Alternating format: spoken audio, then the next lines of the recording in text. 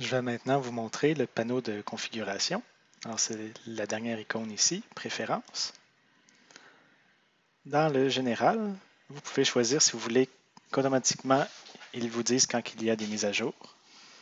Donc, ça, c'est correct normalement sur le bureau. Si vous êtes sur un portable qui utilise parfois un cellulaire, c'est peut-être mieux de ne pas le cocher.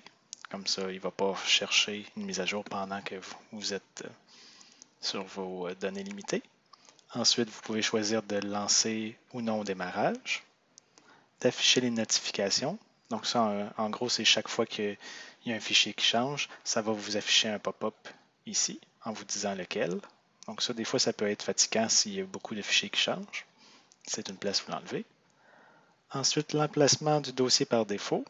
Ça, c'est où est-ce que ça va créer les nouveaux répertoires par défaut.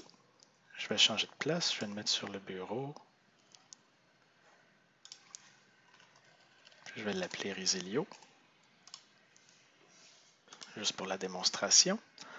Ensuite, emplacement de téléchargement du fichier, c'est parce qu'on peut partager des répertoires, c'est ce que je vais surtout vous montrer, mais on peut aussi partager un fichier en particulier pendant un certain laps de temps.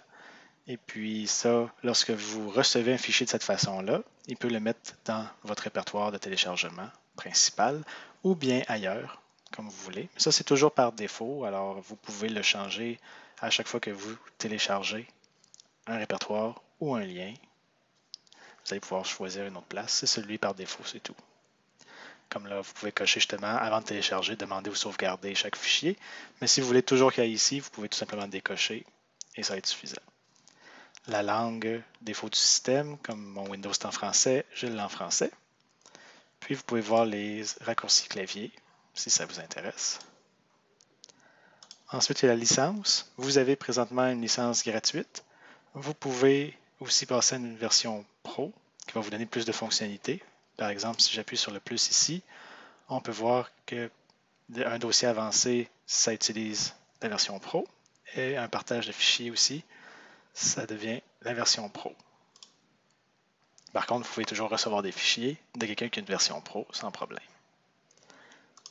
Maintenant, dans les paramètres avancés, vous pouvez choisir une limite de téléchargement et de chargement en disant la vitesse maximale. Vous avez juste à cocher. Ensuite, vous pouvez dire quelle vitesse vous voulez ou bien illimité comme présentement. Vous pouvez aussi, si vous avez la version Pro, de choisir un calendrier. Alors, par exemple, si votre connexion Internet vous laisse télécharger illimité durant la nuit, mais pas durant le jour, en ce temps-là, vous pouvez dire que durant la nuit, c'est illimité. Et dans le jour, par contre, ça va être limité. On a le choix de l'écoute du port. Ça, c'est un qui est choisi au hasard. Et normalement, avec le pare-feu de Windows, comme on l'a coché à l'installation, il ne devrait pas avoir de problème. Justement, ça utilise le mappage de port UPnP. Normalement, le firewall de Windows et aussi votre routeur devraient bien supporter ça. Vous pouvez utiliser un sort de proxy si nécessaire.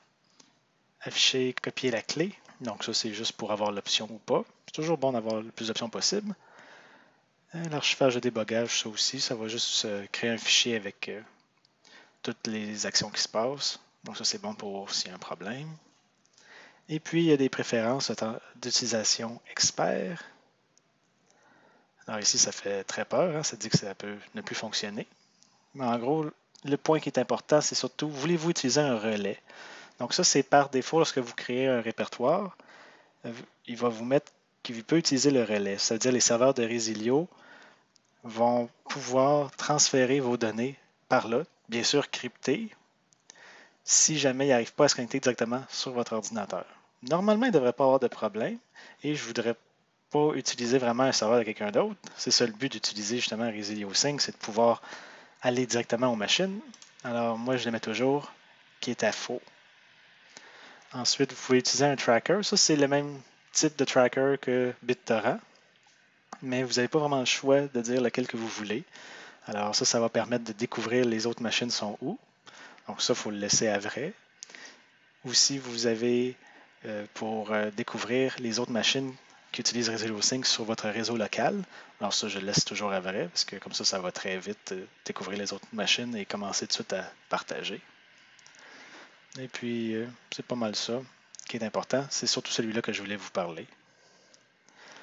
Alors là, on peut fermer ça ici. Et puis c'est tout.